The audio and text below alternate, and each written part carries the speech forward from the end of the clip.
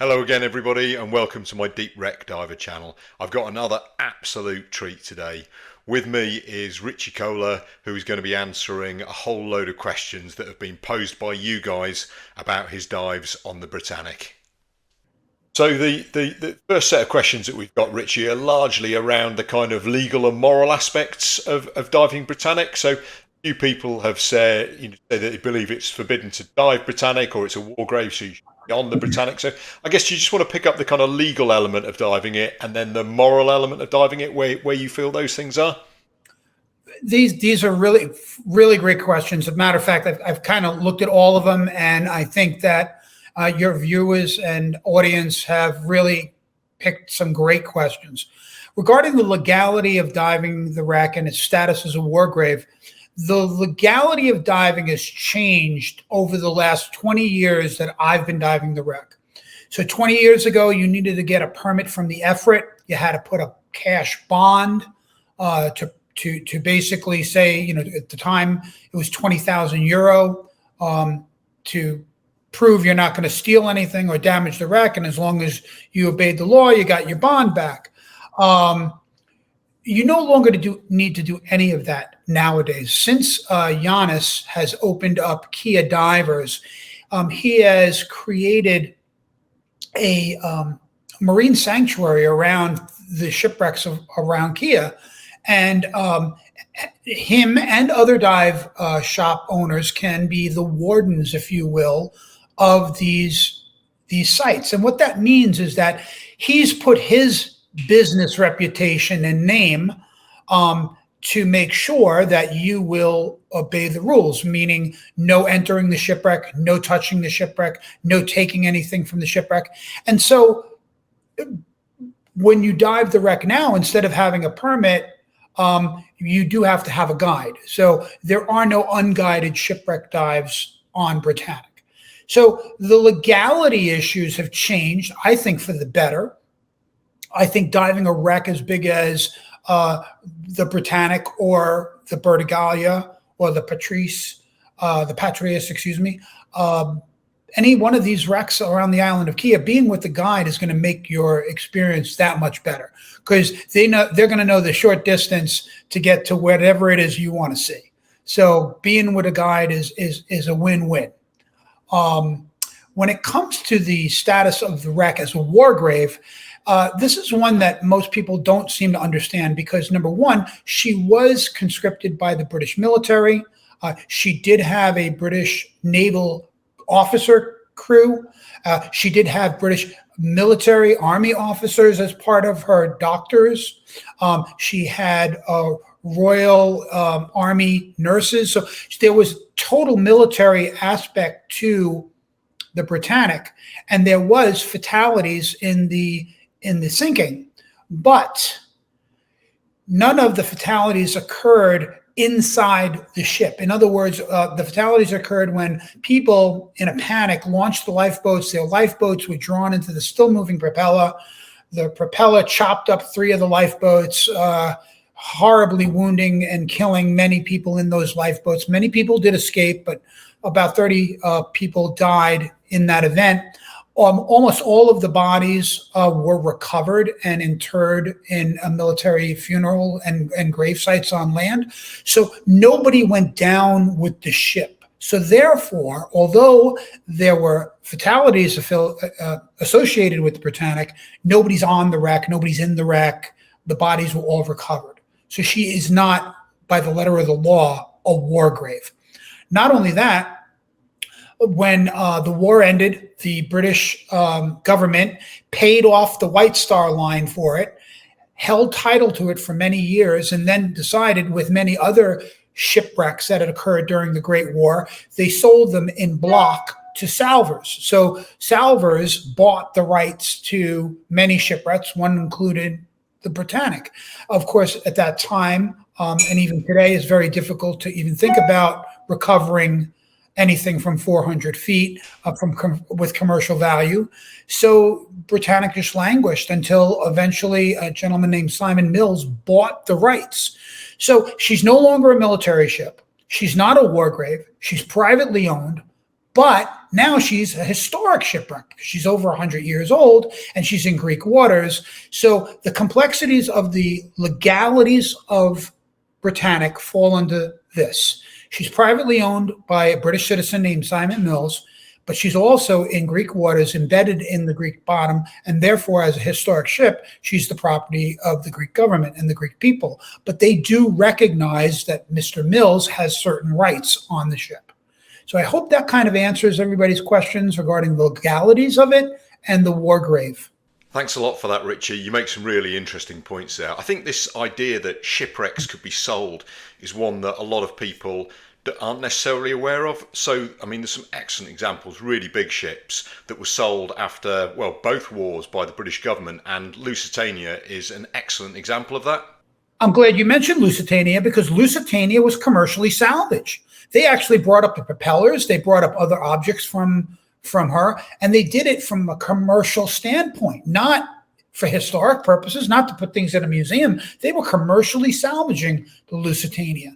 And then ultimately, I think, the people on Ireland got their Irish up, so to speak, and that kind of stopped. But my understanding is a couple of the propellers were sold for scrap. Some of them, one of them is in Texas. So my point is that even a shipwreck with grievous loss of life like the Lusitania could be sold, could be salvaged. And so therefore, when we get into these legalities, you've got to know where you are in the world and what the historic precedent is regarding that shipwreck. For absolute certain, Richie, the simple fact is that we are here today are dealing with the legacy of decisions that were made before us. And often those decisions incorporate attitudes that are probably very different to the ones that we have today. It doesn't kind of really matter. We just have to kind of move on. And the fact is that shipwrecks are property in the same way that anything else is a piece of property. And we have to, treat them in that sense. So you Correct. can't apply a different rule to a shipwreck to you would to a car or a house or anything else like that. I think it's kind of mischievous, I think, for sometimes people to suggest that shipwrecks should be treated differently to any other property, and to put those kind of attitudes on the owners, people like Simon, for instance. I don't want to take too much time on the legality, but, there's, no matter where you are, the Admiralty law rules. That's pretty much the way it goes. Now, if it falls in the property line, if you will, of a certain country or territory, and that ship can be claimed by that country. Well, there's an old expression here in America: you can't fight City Hall. Meaning, if you think you're going to win by fighting the British government over the rights of a shipwreck, you're going to lose. You don't have as much money. You don't have as many lawyers. So the reality is, don't swim up current. You know what I mean? Go with the flow. It's a great piece of advice there, Richie. Thank you very much. So I think we've kind of done the legal and the moral issues of it there. So the next thing, to questions about diving Britannic, and various people have asked, how did they get to dive it? How somebody, Peter Karen, has asked, can he come on the next trip? I guess the answer to that one's probably no. But if somebody does want to dive the Britannic, how would they go about it? Well, I think that the first question is, anybody can dive Britannic as long as you're willing and have the requisite training, experience, and equipment. And how do you dive it? Well, then you contact Kia, K-E-A, Kia Divers. The owner is a gentleman named Giannis. He basically has two weather windows. It's going to be spring and fall. They don't dive during the height of summer for many different reasons. And it's not only because the island becomes packed with local Greek tourists, and it's just the harbor is so busy, everything is so busy. The weather is actually better for you in the spring and the fall. The winds are much more accommodating. So that's your weather window. I'm not going to get into costs. I will tell you that it is not an inexpensive undertaking. Kia is a small island. It is a very quiet, idyllic place. It is not a big city. Everything you need, Kia Divers has your helium, your oxygen, your softener lime, cylinders to be rented. If you wanted to rent a scooter, you can rent a scooter. He's got all of the analyzing equipment. Basically, you show up with your kit and you're ready to go. But you pay for that because it is an island. It means everything that comes there has to come and go on the ferry. And so, this kind of adds up to things. He has crew that, getting into the minutia of diving, I have to say that, and I'm proud to say that my friend Giannis does dangerous things safely. And what I mean is, if you think that diving to 120 meters in an active shipping channel is anything other than dangerous, you're a fool.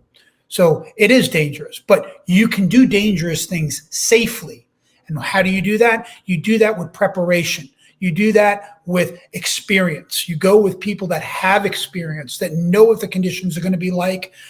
They know when to push it, when not to push it. You may look at it and go, well, it's great now. But Giannis is looking at the forecast and he's like, you know what? In 3 hours from now, the wind's going to pick up and nobody's going to be wanting to get out of a 120-meter dive, 4-hour decompression, and be beat up trying to get back into the boat. So you have to trust the experience of the people that you're dealing with. And that's one of the things you're paying for. You're paying for a guy who now has a decade of diving experience and leading dive expeditions to the wreck of the Britannic. One of the things that divers who want to visit Britannic should expect is that he's going to mandate you're going to do a couple of checkout dives. You're not just going to show up there and dive Britannic. And I've been going there for 20 years. We always do a checkout dive.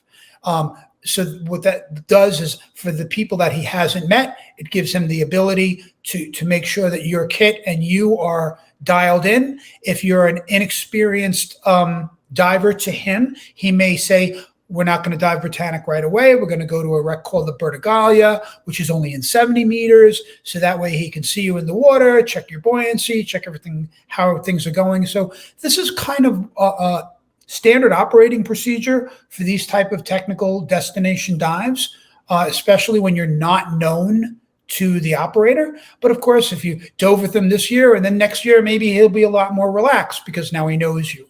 So you have to go there with your hat in your hand and understand that they know what they're doing. And as I said, they're going to do their utmost to do dangerous things safely. We're going to move on now to questions about the sort of status of the wreck.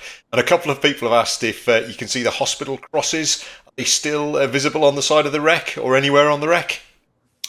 So when I commissioned Ken Marshall to make the cover of my book, Mystery of the Last Olympian, I asked him to have a diver in a red suit, that would be me, shining his light down on the side of the wreck, illuminating one of the red crosses that would have been painted on the white hull. Unfortunately, that was artistic license. Ken wrinkled his nose at me because he knew that you're not going to be able to see that. But again, being the cover of my book, I wanted to, somehow show the shadow or the ghostly image of her hospital ship pedigree. So the truth is, no. Even the framework for the lights that were on the upper decks, that there was these frameworks for red crosses that would be lit up at night. All of that framework is gone. So you can't see the framework for the lights. You can't see any of the paint. She's covered by inches of shell and marine growth. And I bet dollars to donuts that long before that, the paint had flaked away. And so there is no, you can't read any of the writing. You can't read the name Britannic on the stern. You can't read it up on the bow. People have asked, can you remove the overgrowth?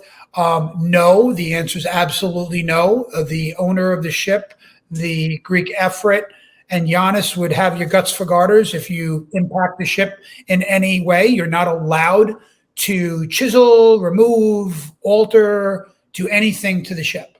So, and I don't think there's any advantage to doing that. I mean, would it be cool to see if you could read it? Yeah, but now you've just exposed the steel and it's going to rust the iron, and it's going to decay at a greater rate.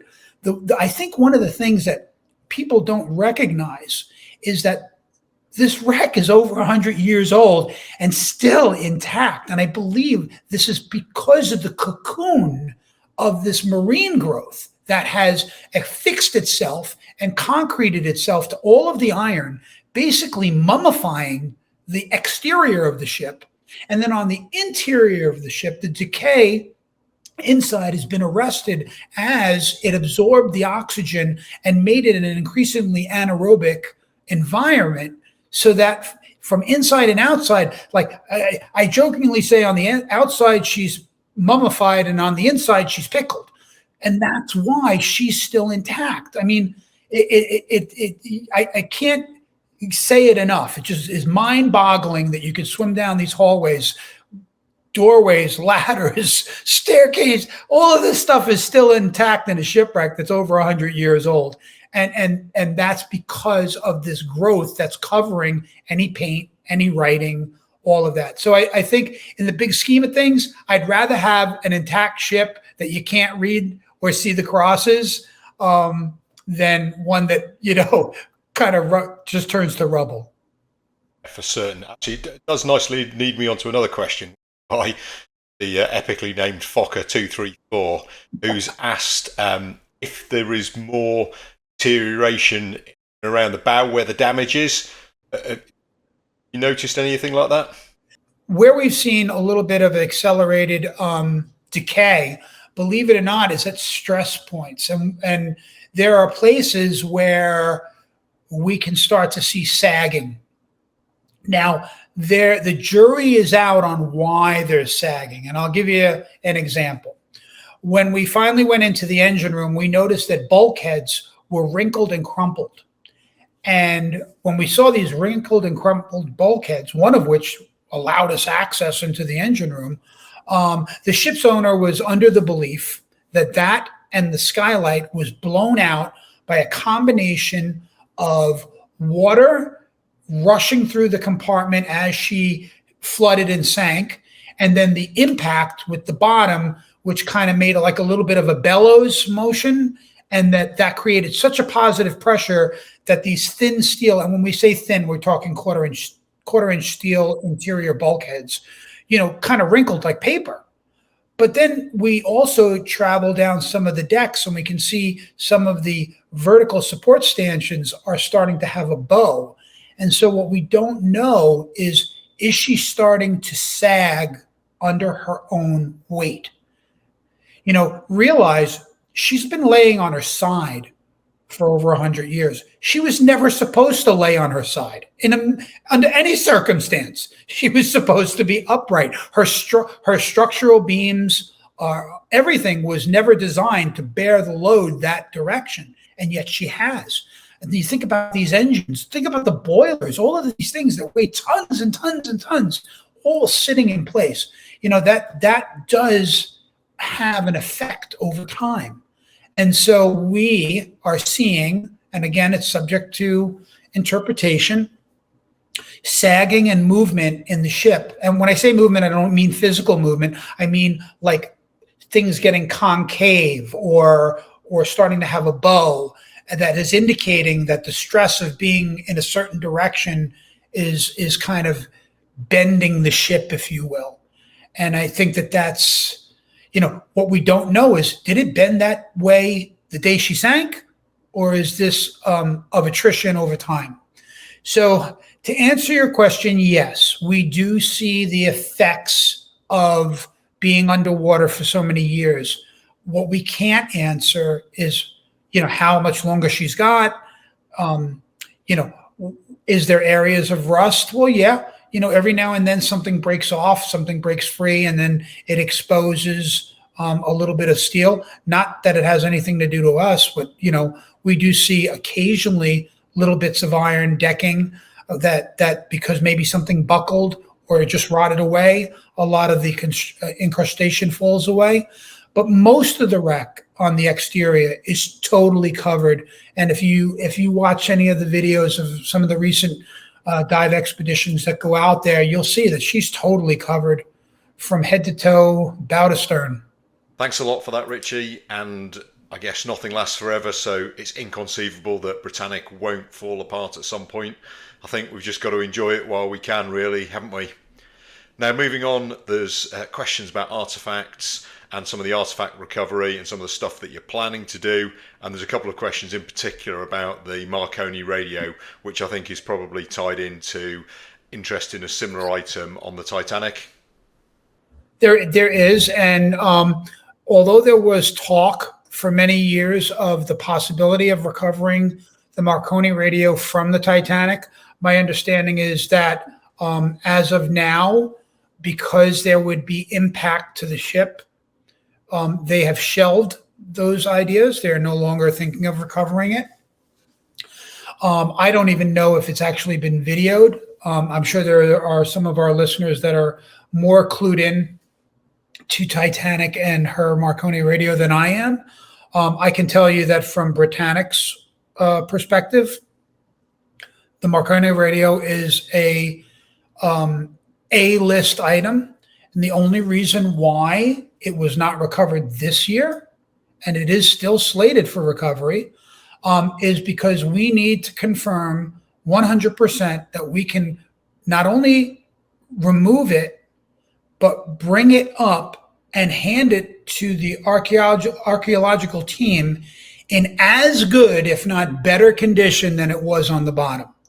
And when you're talking about a device made of copper, iron, wood, brass, and some form of Bakelite or 1900s plastic that has been stewing in salt water for over 100 years, you don't want to be the guy to break it.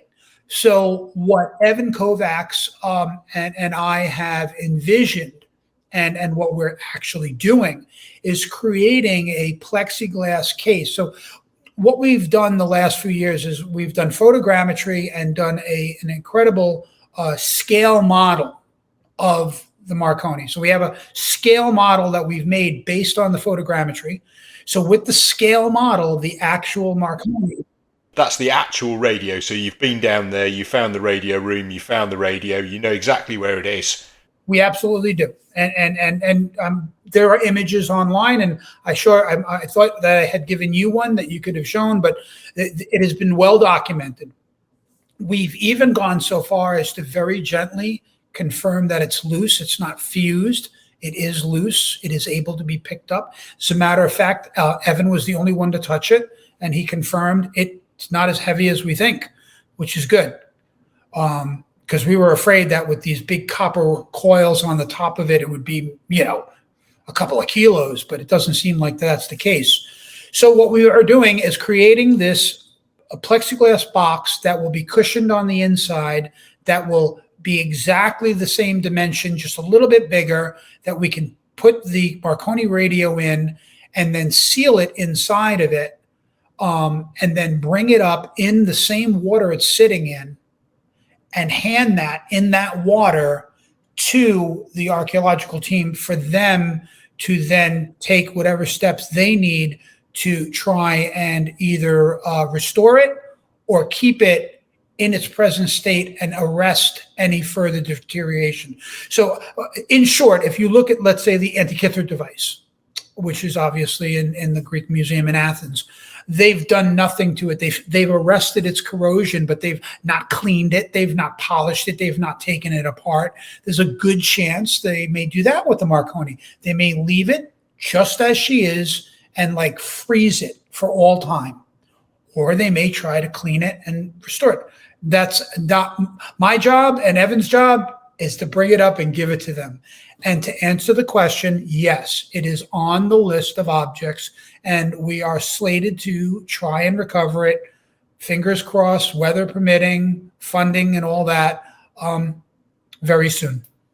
So that's great to hear, and good luck. It does nicely bring me on to another question that we got from Jacob Bateman, which is about other plans. What other things are on the list for next year? Well, everything comes down, I hate to say it like this, to dollars and cents. Most of the objects, with the exception of the bell that we've recovered, were able to be recovered with only divers using small collection bags, hand carrying the objects up, and then handing them to a support diver who then hands them to the archaeologist in their rib, where they are now placed in water and conserved.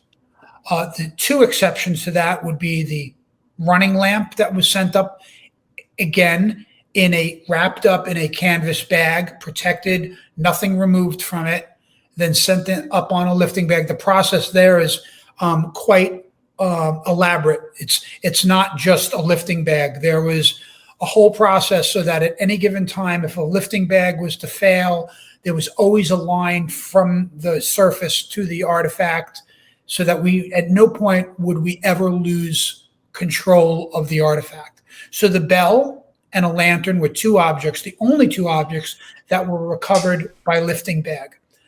So the reason why I gave this in-depth explanation is that there are many other objects that are on the list that we would like to recover, but they're very heavy. And that means that we would need a larger boat with a small davit or crane or lift, so that these heavy objects, once they get to the surface, are not trying to be. It took 5 men, everything we got, and 2 ribs. So we had 2 ribs and 5 men to lift a 70-kilo bell out of the water.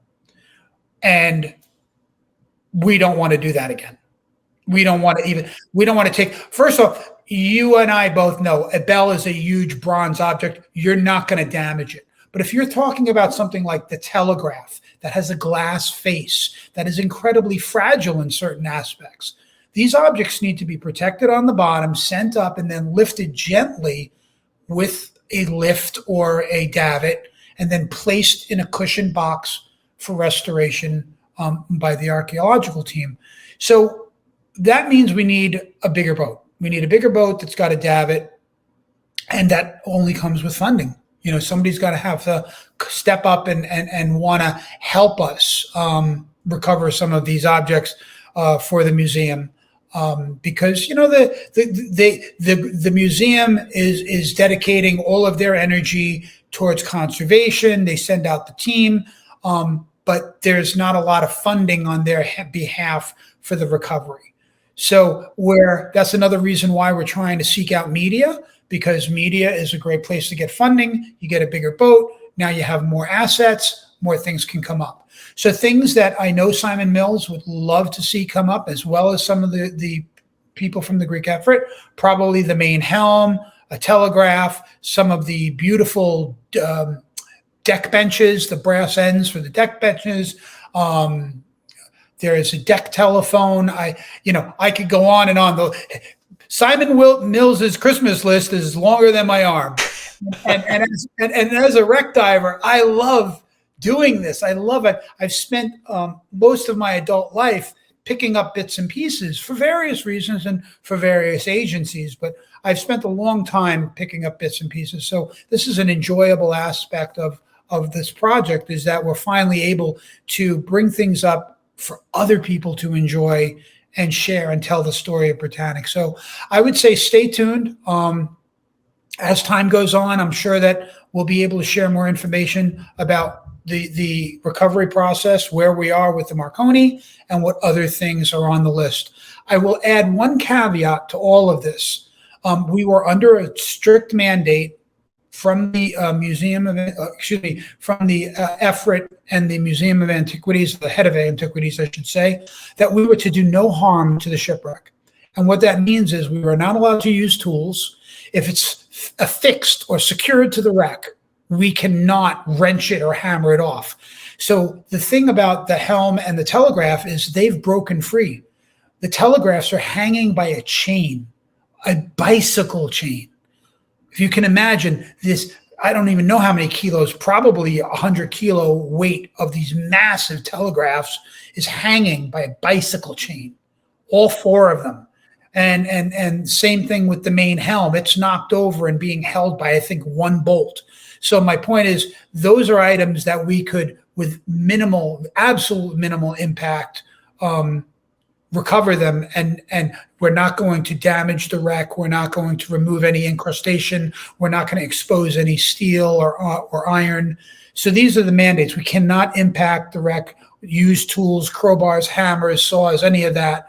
So recovering the telegraphs would maybe require just using a bolt cutter to cut the chain. Same thing with the helm stand. So those are objects that could technically be lifted. And then there's other objects that we would like to see that aren't so heavy, but they're inside the wreck and will require multiple dives to get out. Things like a gurney, because a gurney or a wheelchair, these things tell the story of Britannic as a hospital ship, and they would be an incredible part of the museum display to tell the ship's story. But they're very fragile, and they're inside the wreck, and they're going to require quite a bit of conservation to get them back to a point where they could be displayed. So I hope that answers everybody's questions about where we are with recovery regarding the Marconi and other future objects that are on the list for possible recovery. Oh, that's really interesting, Richie. Now, just going back to the question about bells, we have got one where somebody has asked if it's the original bell. They believe that Jacques Cousteau removed one. Now, I know that it is the crow's nest bell, but it would be great if you could give us some more information about the bells, because obviously Britannic would have had more than one. Oh, yes. We know there were a minimum of 3 bells, and this was as per the Harlan and Wolff plans.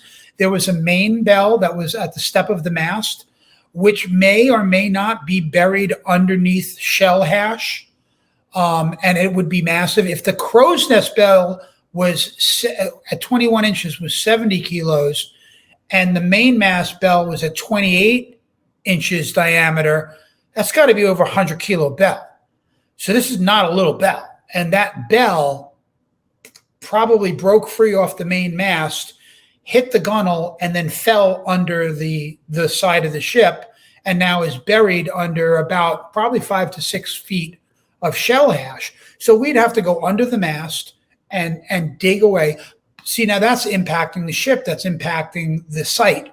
So the difference between trying to excavate the main bell and this particular signal bell is the fact that for many years, people went looking for the bells, nobody found them. And then in 2015 and 2016, we did a series of submersible dives, one of which we went under the mast. And we were filming, and the submersible went under the mast and came round. And we believe that as we came round, our prop wash removed some of the shell off the top, because just 2 years later, in 2019, a dive team of Joe Maserani and Ricky Simon were out there just sport diving the wreck. They didn't have a permit to go in. They weren't part of an archaeological recovery, but they spotted the bell. They had eagle eyes, man. You got to give them their props. They saw the bell under the mast. Now, lots of guys, me included, had looked for it. So it's not like it just grew there. We kind of figured that as the sub went by, it blew the shells away enough so that they were able to see just the gooseneck on the top of it and the very crown of the bell. And so when they came up and they told Simon Mills, the owner, that they had found the bell, this kind of put a little bit of a fire under both Simon Mills and the Everett, because now that the bell had been seen and they knew it was outside the wreck, there's a possibility it could be dragged away by a fisherman's net, a fishing line. I don't want to think that somebody would steal it, but the possibility is always there. So they were concerned that such an iconic item as Britannic's crow's nest bell should be one of the very first things to be recovered, and it was. The third bell would be the bridge bell. And again, much like the main bell, there's the debris of the entire bridge area has fallen down to the seafloor.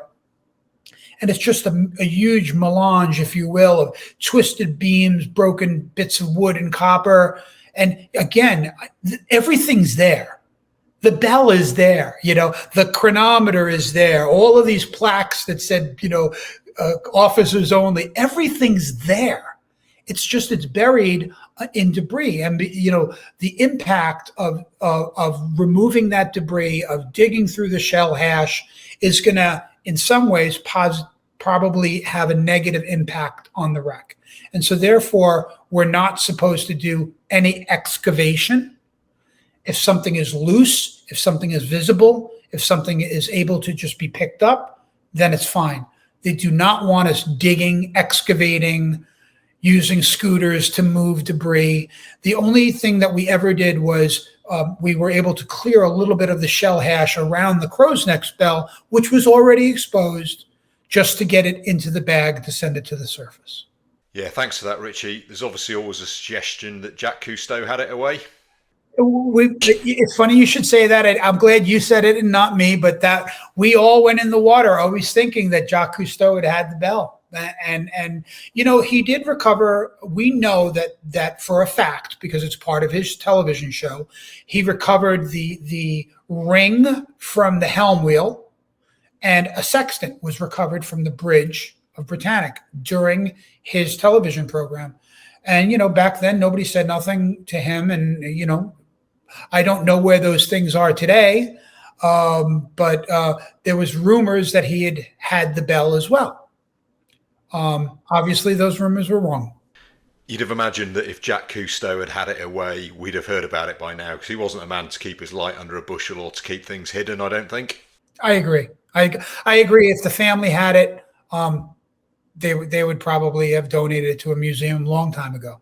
So we're now on to some questions about exploration and the areas that you've been into and you haven't been into. I think quite a lot of these are going to be answered already in the other video that we've done, which has some video that Richie's really kindly provided, showing him going into various different spaces and some spaces where he can't show us the video. So that's really good.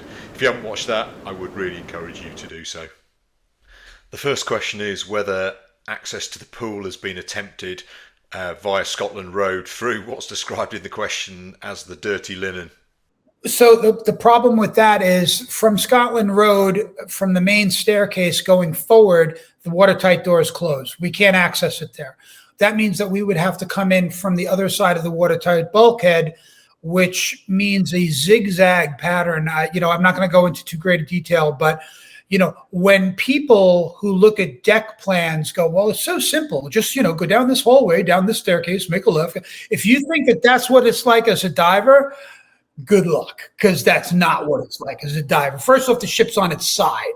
That's number one. Number two, what looks like a staircase on a blueprint is now just a hole in the floor, because the stairs might be wood and long gone. So they'll just be two rails that used to hold the wooden treads.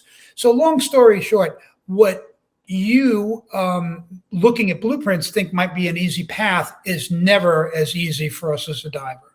And that's why, as I mentioned in our previous video, other teams had looked for access to the Turkish bath, and despite being incredibly talented divers, they weren't able to find it.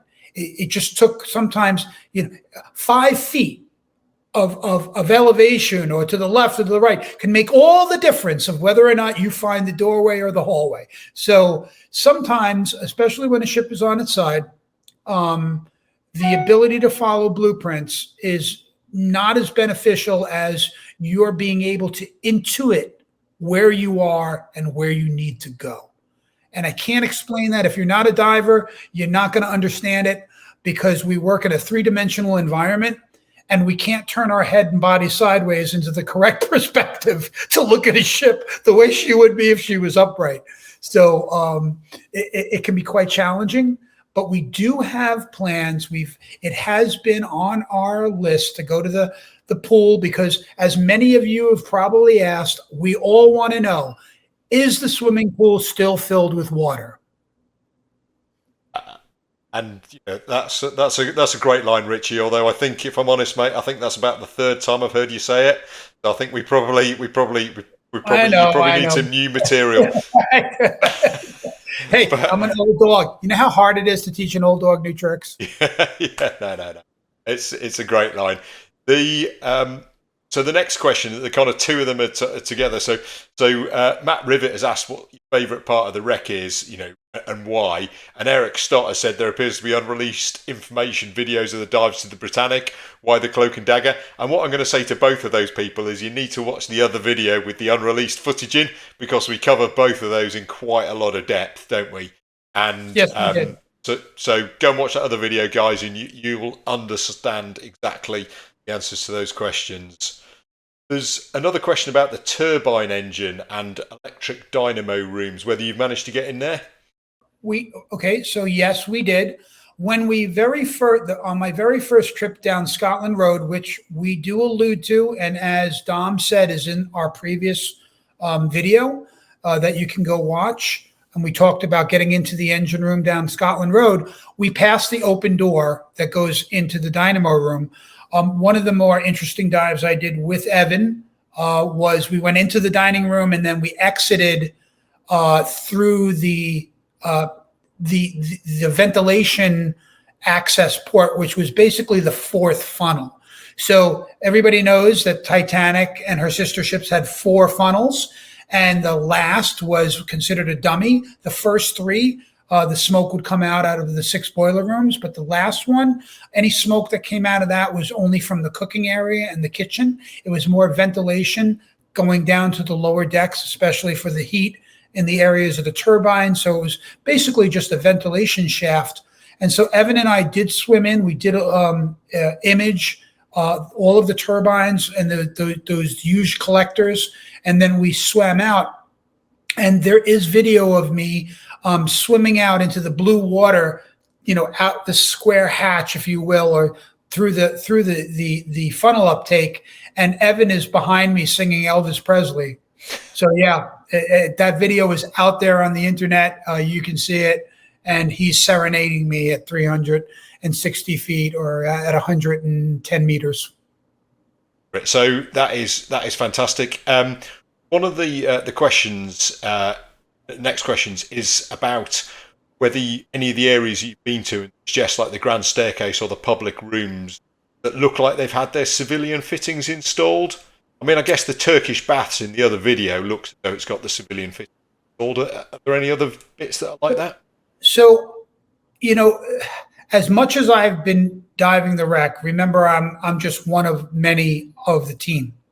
And we have tasked other members of the team to go into the smoking room. My wife was one of them, Stewie Andrews. She also went into the first class gymnasium. And so I can speak on their behalf and say that they did see some of the fittings from the gymnasium.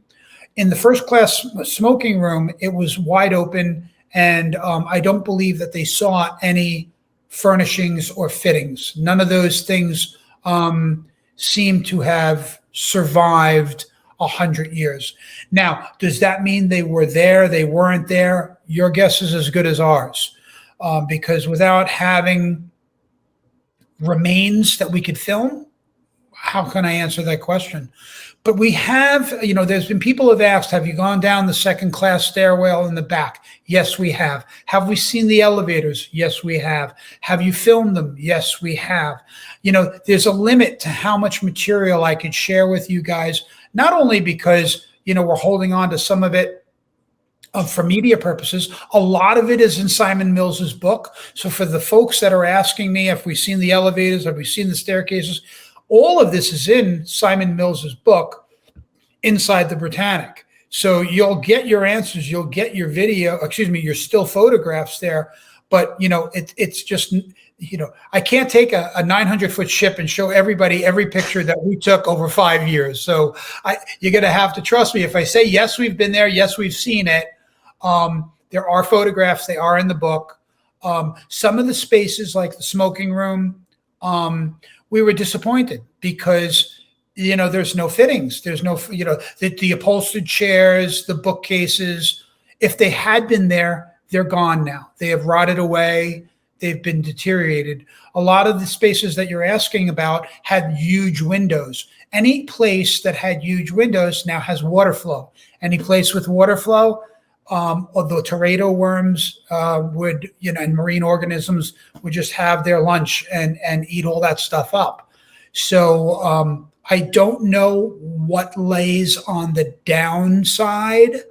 What I mean is that because the ship's on its side, and when ships lay on their side, contents have a tendency to go to the deep side. They fall down there. So I can't answer to what the teams may or may not have seen, but if there was anything of huge note, I would know, and it will be in Simon's book. But nothing stands out. I do know that somebody cited a spittoon, which is a very unusual thing. But when you go back in that time period, there were people who did chew tobacco, and so there were these spittoons on board. So there was a brass spittoon sighted in the smoking room, so in that area. So that lends me to believe that it was still used as its primary function.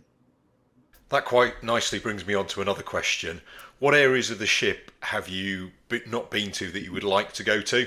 Well, we've heard me say that the swimming pool is on our idea of a place that would be interesting because there were really nice marble walls in there and a very ornate tile pattern in the swimming pool. So I think that getting in there with that white tile and white tile and green marble is what our understanding is it was supposed to be. That would light up really nice, in a camera. And then there were these individual changing rooms with teak walls. So if it's an anaerobic environment like the Turkish baths, well, maybe those wooden changing rooms would be, with the bench for changing your clothes would still be there.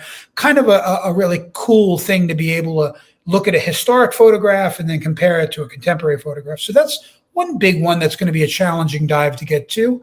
Evan and I wanted to see if any of the other boiler rooms, we've only been as far back as boiler room number 4.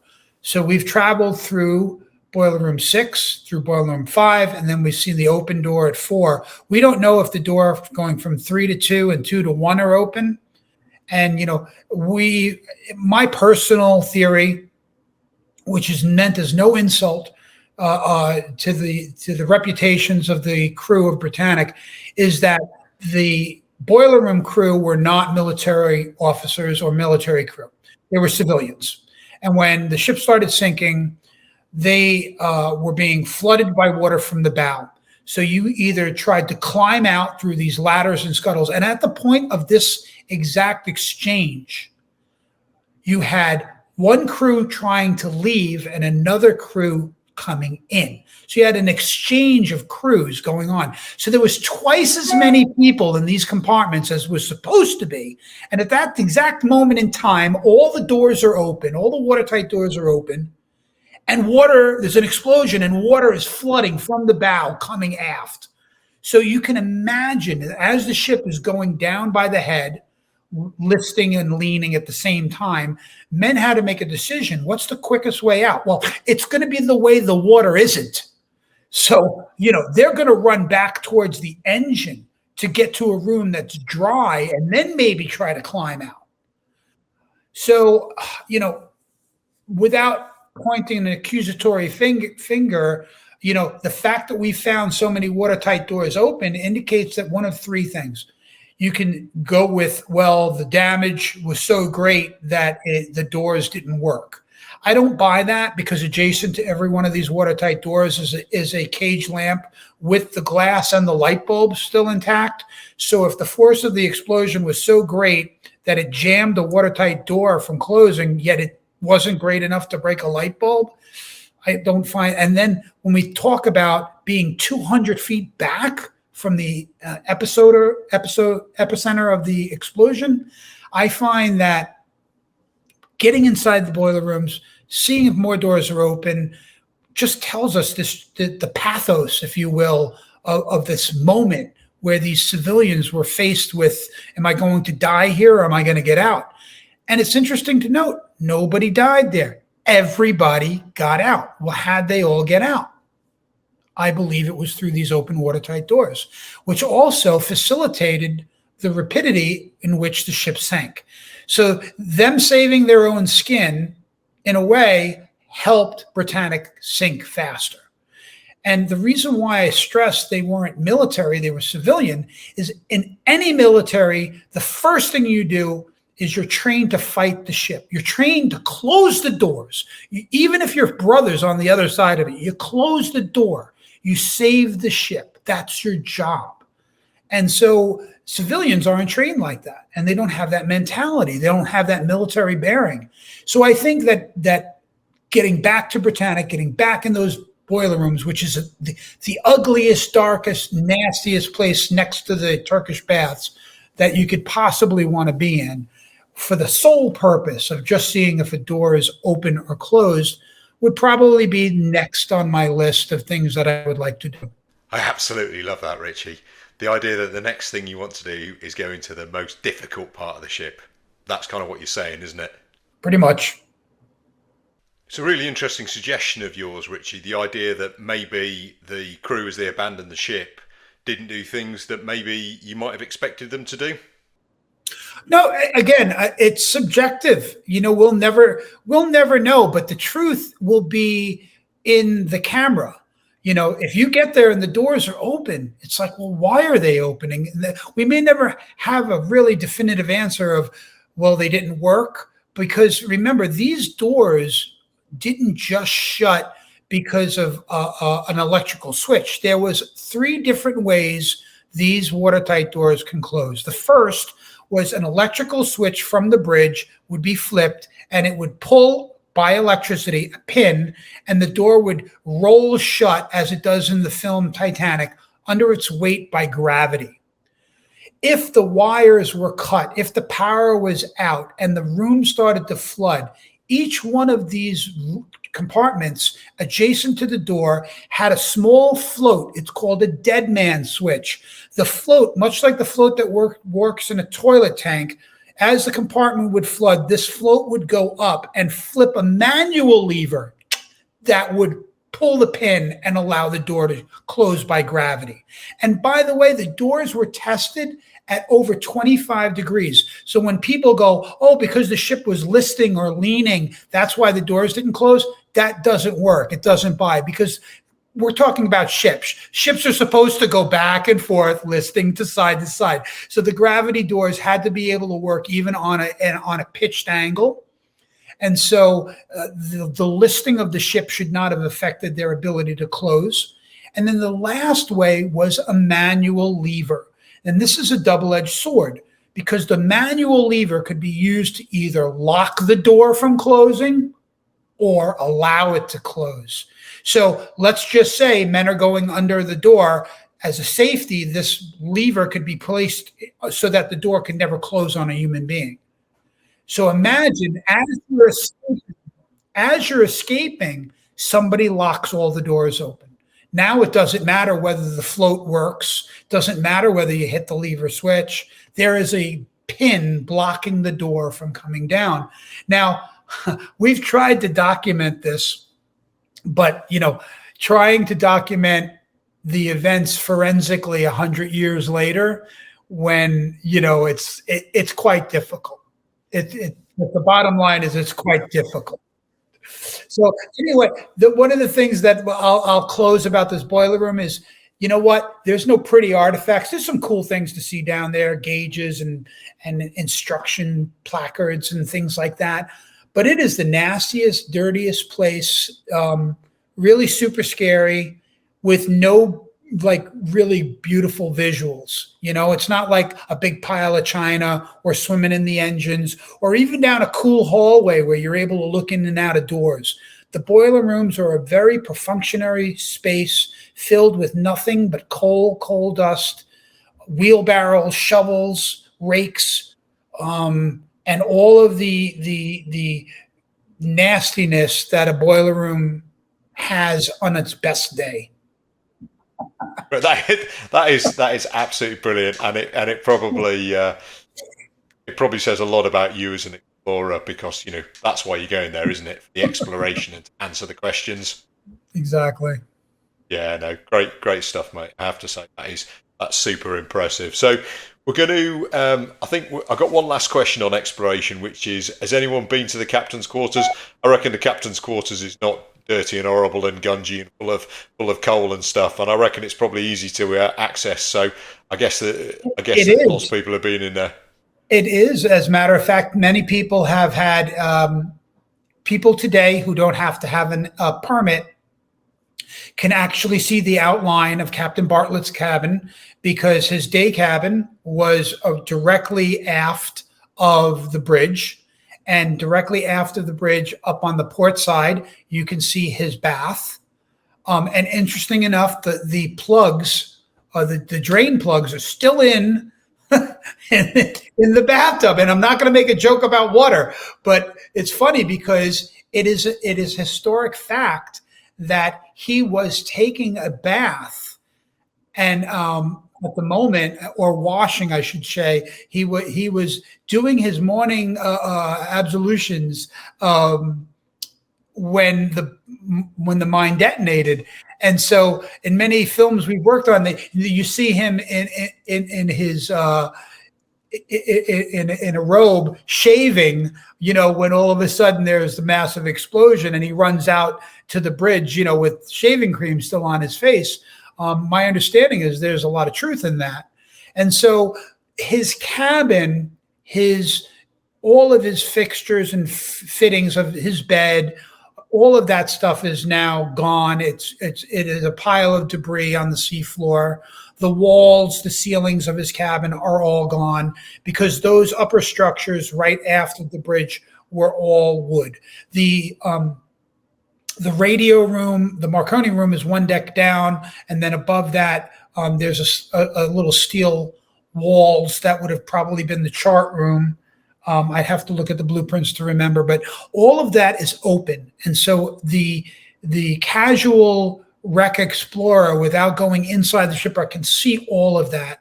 You can shine your light, and you're looking right into Captain Bartlett's cabin. You can swim forward. Right there is the telemotor, still bolted to the deck. You go forward of that, you can see the actual rail, helm wheel, hanging down by a bolt, and of course all four telegraphs laying down on their side, hanging by a chain. You can see the wooden bulkhead, the remains of the wooden bulkhead that would have been the front with the glass windows. Again, it's easy when you get there and you look at the big bridge wings. I see Titanic. Yes, I love her for who she is. She has her own identity. She has her own beauty as Britannic, but it's hard to look at those iconic lines and not know, my gosh, this is Titanic's sister ship. Yes, that is one of the Britannic will always live in the shadow of Titanic, won't it? But even it does have its own story and its own character. To be honest, in lots of ways, it's just as interesting, isn't it? So, but maybe not quite as well known. So I'm going to move you on there to talk a bit about diving, and have got some diving questions.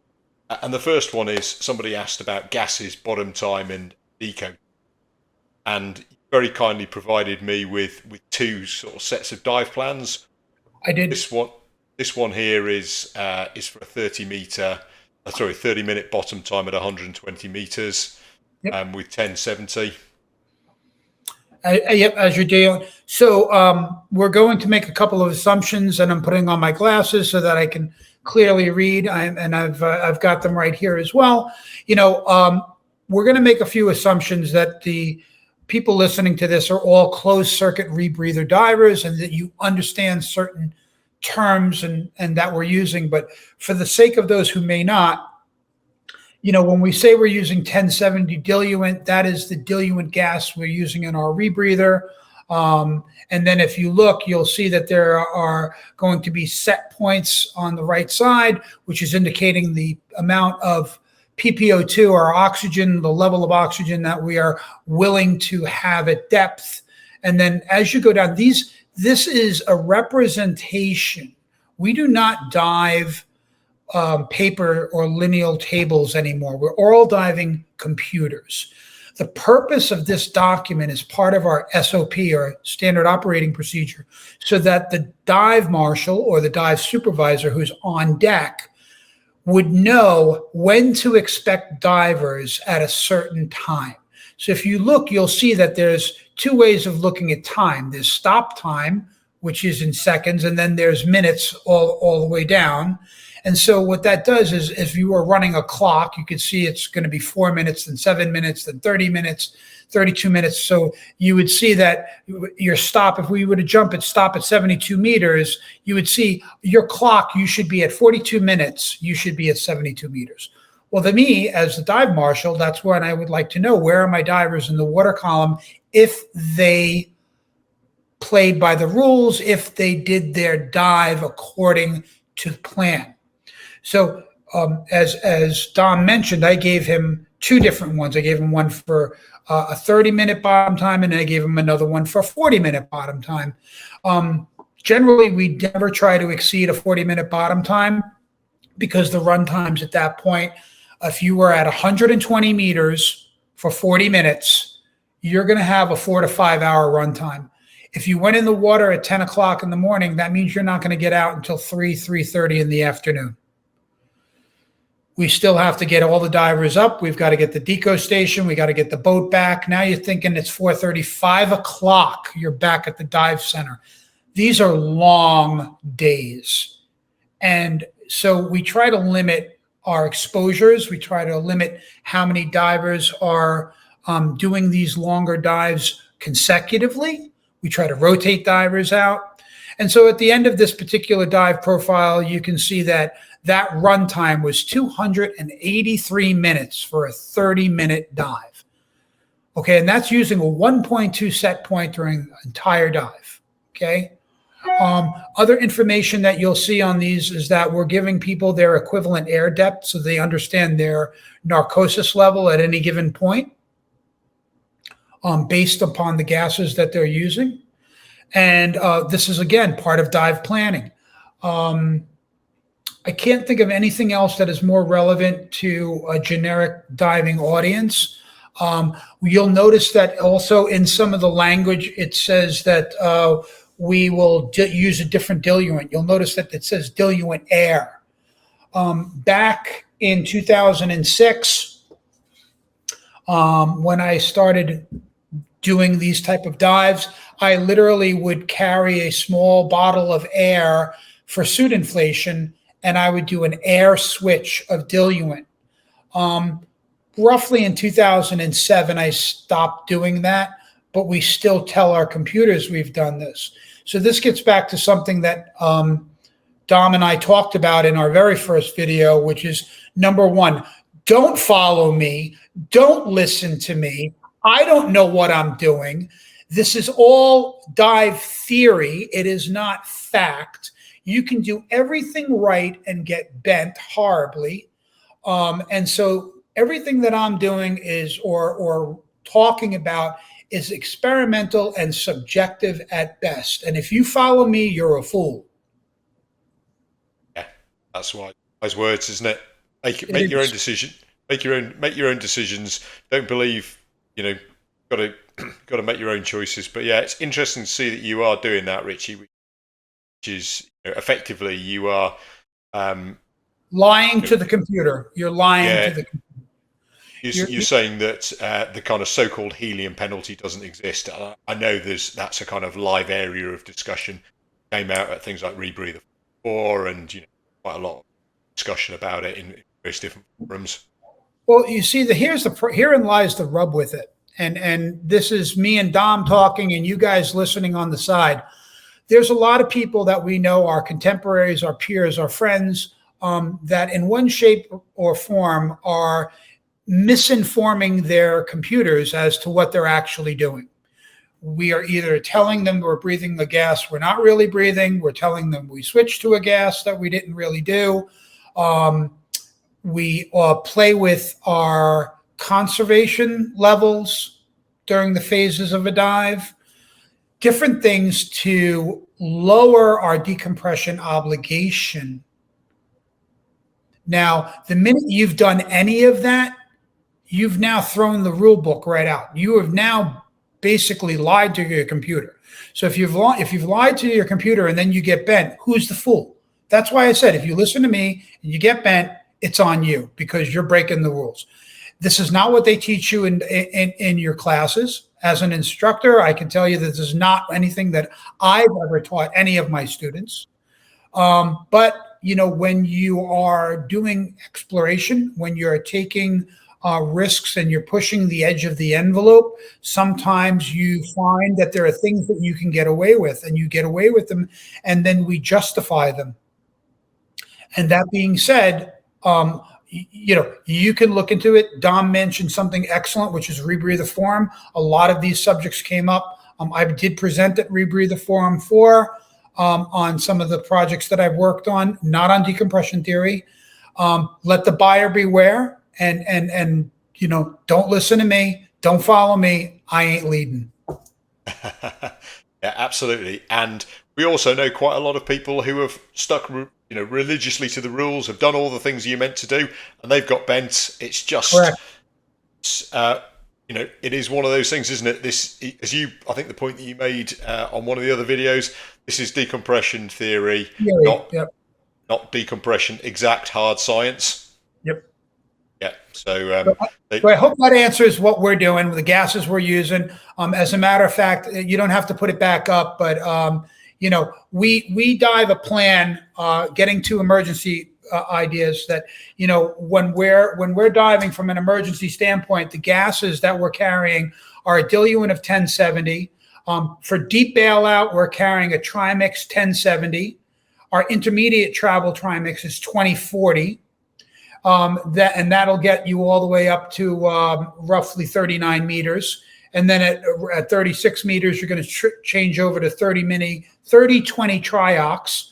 And you're going to take that all the way up to about 18 meters, at which point, or 21 meters, where you'd get on nitrox 50 and then oxygen. So basically, the bailout gases that we carry are 1070, 2040, 30-20, and 50% nitrox, and of course, 100% oxygen.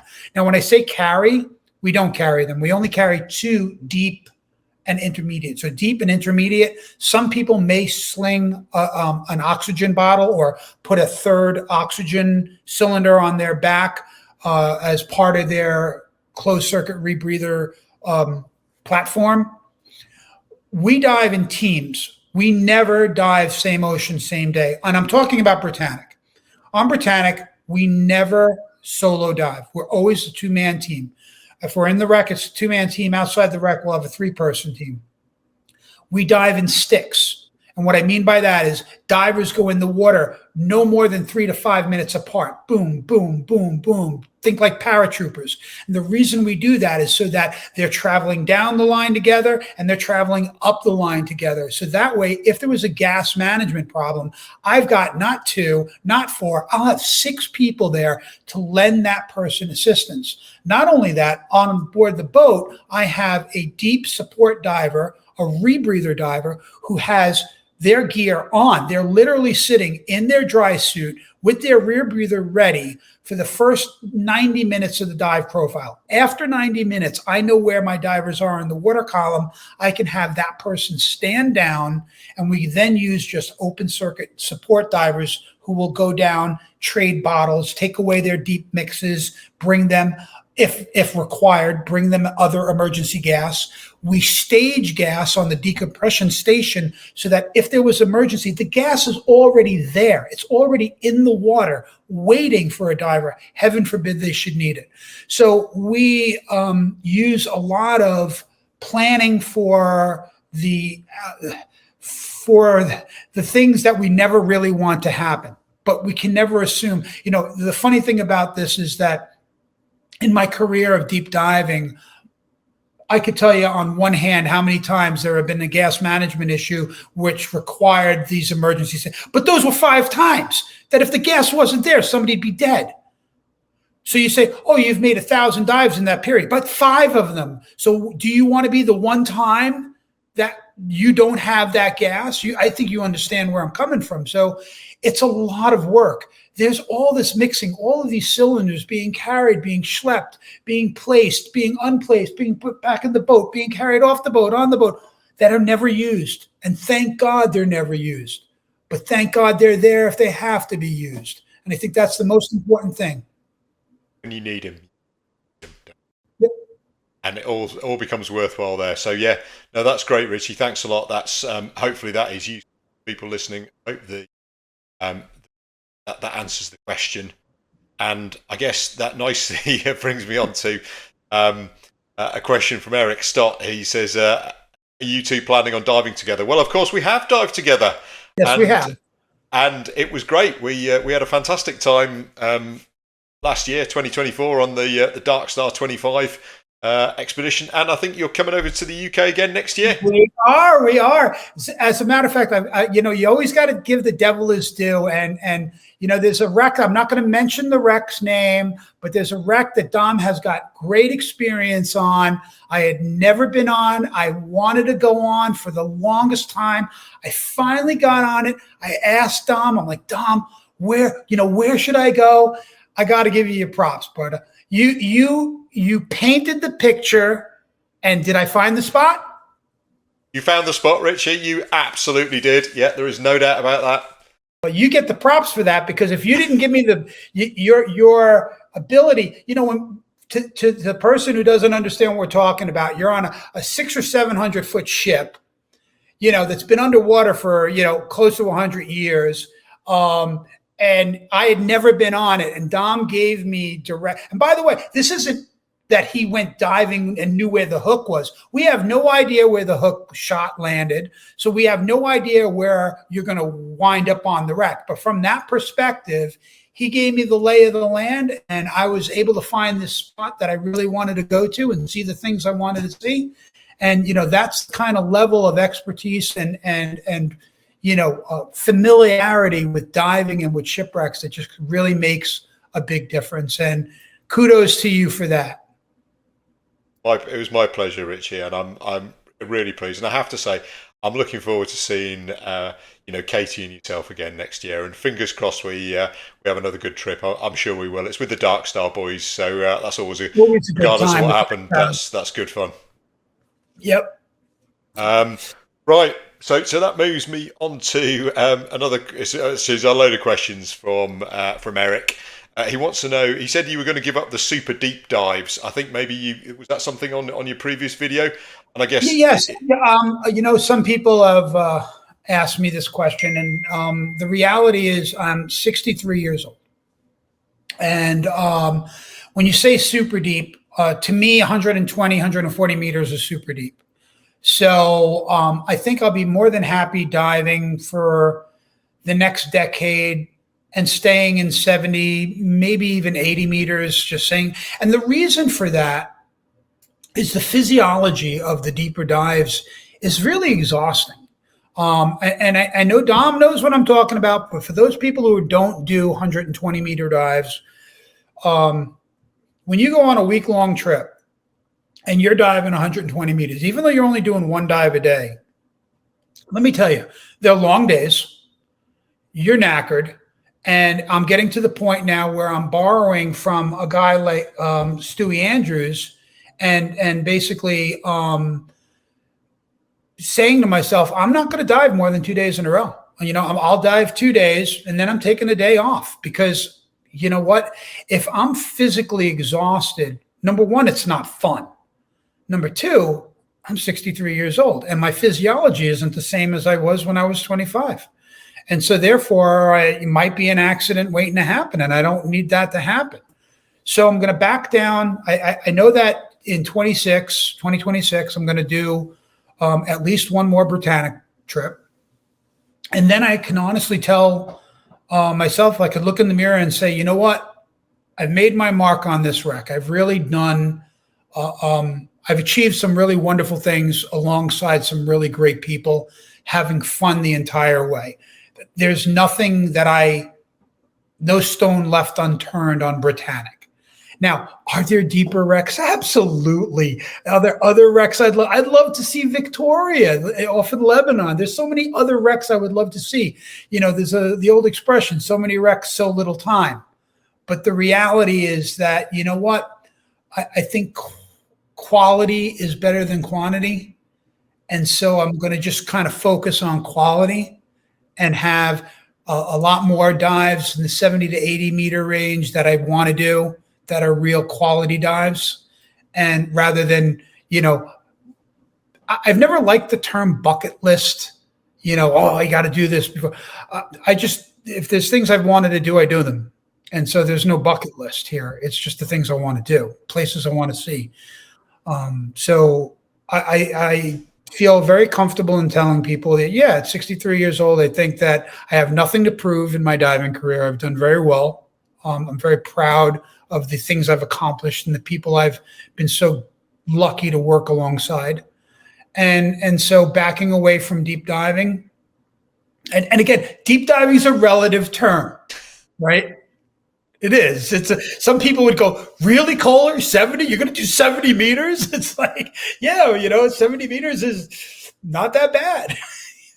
I know. I've long ago come to the realization that I use words and I use depths in ways that most people kind of look at you though you're mad, but it's all about what's normal for you, isn't it? And exactly. I think you make a really good point, Richie.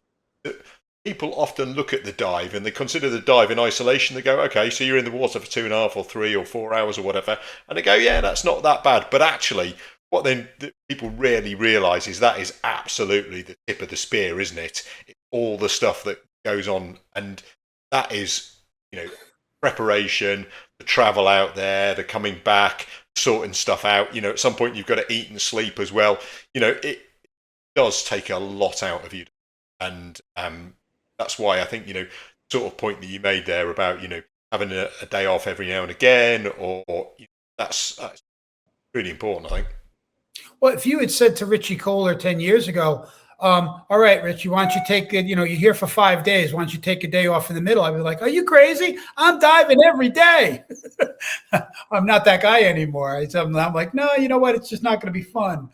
I'll be absolutely honest with you, Richie. I am still that guy, and it's one of the things. One of the things I need to do is I need to learn a bit of wisdom from people like yourself and some of the other guys out there who do kind of use it's the thing about the old bull and the young bull at the top of the hill. Not that I'm saying you're the old bull and I'm the young bull, but it's that kind of philosophy. You know where I'm coming from.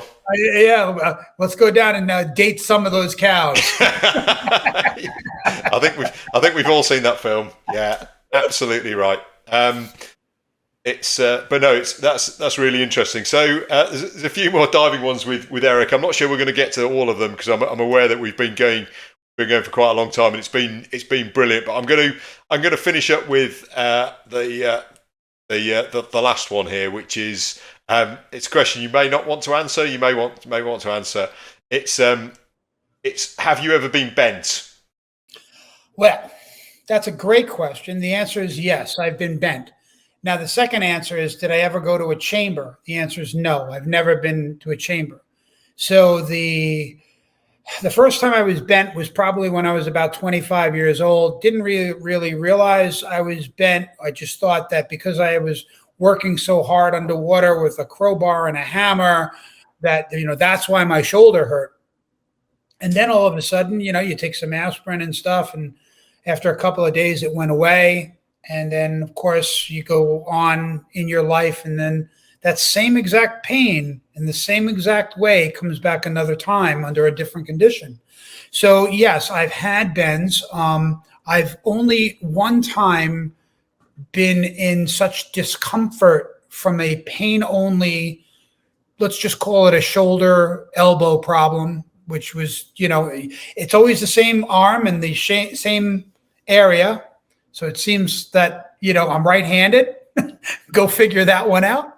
But on a recent trip, which I will not mention the place or where and why, I did manage to then go and do some in-water recompression. I stopped diving, except for the in-water recompression. I did 2 cycles, and then I took a few days off of diving.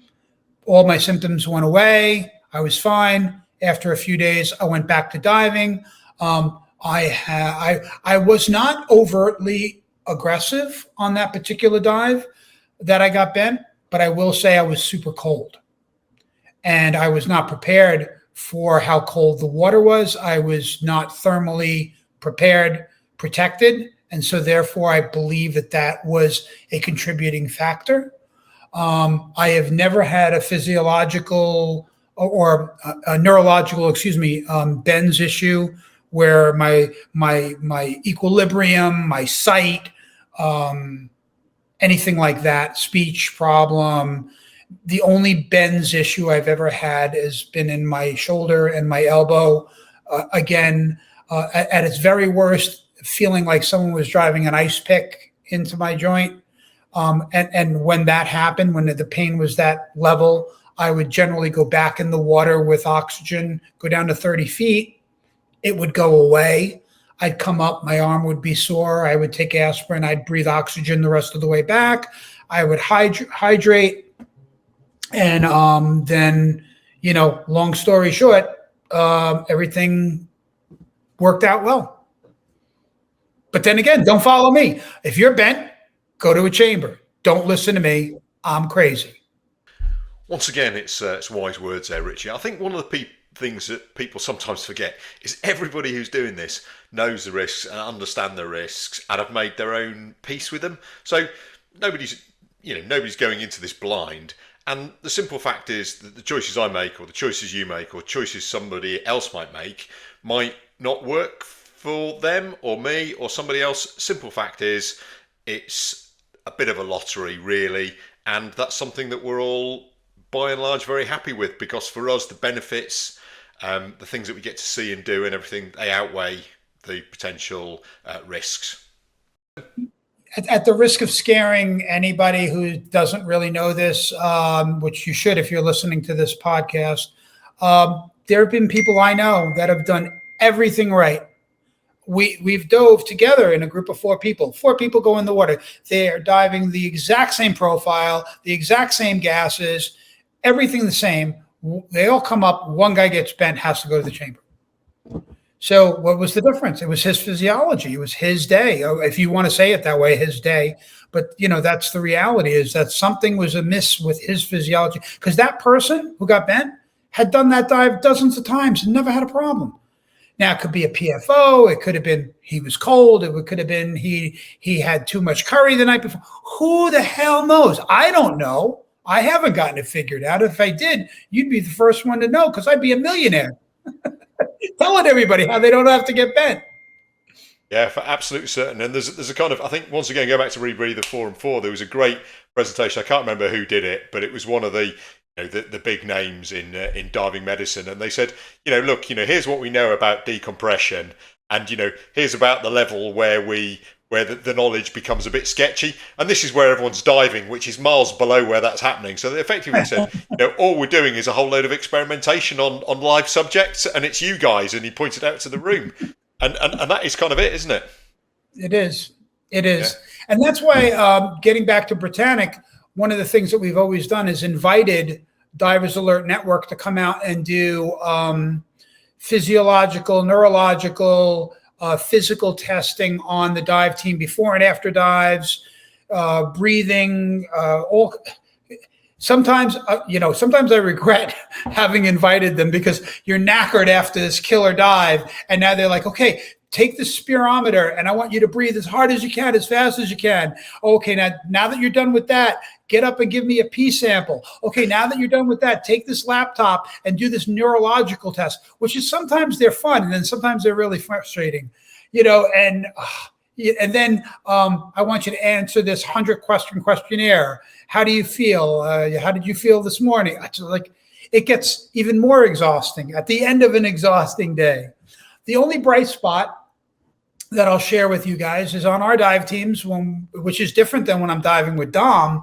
When we dive and we have support divers and we have non-diving team members, our deep divers, when they come up, you take their gear off, we give them a drink and a sandwich, and then they never touch their gear again. They never carry anything off the boat. We carry their gear. We carry their cameras. There's no physical activity for them. And this is not just because we're doing it experimentation or data collection for Divers Alert Network. That's SOP. We don't want our guys getting bent or hurting themselves because they're exhausted trying to get their crap out of the boat. We do it. So that's a benefit to being in a cohesive team where Today you're diving, tomorrow you're not diving. Today you're the dives marshal, the next day you're not. So it kind of all hands wash the other, and it's a great team of people. And even when I'm diving with you, Dom, and we're diving on Dark Star, I see the same kind of spirit where it doesn't matter whose kid it is. If it needs to get down to the boat, somebody's carrying it down for you. You know, when it comes time to unload the boat, you know, it's a bucket brigade. Everybody's working together. So that's one of the best things about diving for me has been the people. Honestly, been the people. Yeah, it's difficult to argue with that, Richie. The people and the teams that we dive with absolutely make it. But I wanted to say a massive thank you to you on behalf of everyone else for taking the time to do this and offer those and give us those answers to the questions people have asked. If you haven't already, you certainly deserve a drink or two. I earned it. I earned it. And the thing I want to say to you in particular, Richie, is thank you for bringing your knowledge, your experience, and your honesty, which is really refreshing in an age when that isn't always the case. It's really nice to hear you say things that people say behind closed doors or in small groups. So thank you so much for doing that. And what I would say to everyone out there who's listening, who's still with us at this point, there's 2 more Britannic videos with Richie in that are full of information and knowledge and videos and all sorts of stuff. So there'll be a link somewhere around here to go and have a look at them. I'd encourage you to do that. Can you also please do all the YouTube things? Leave a comment, say thank you to Richie for taking all the time, for taking the time to do this. Like, subscribe, all that kind of stuff. Go onto Richie's channel, do the same on there. That would be absolutely fantastic. And as always, please, if you can watch another video, that would be absolutely fabulous. Cheers, everyone. Thank you for your time.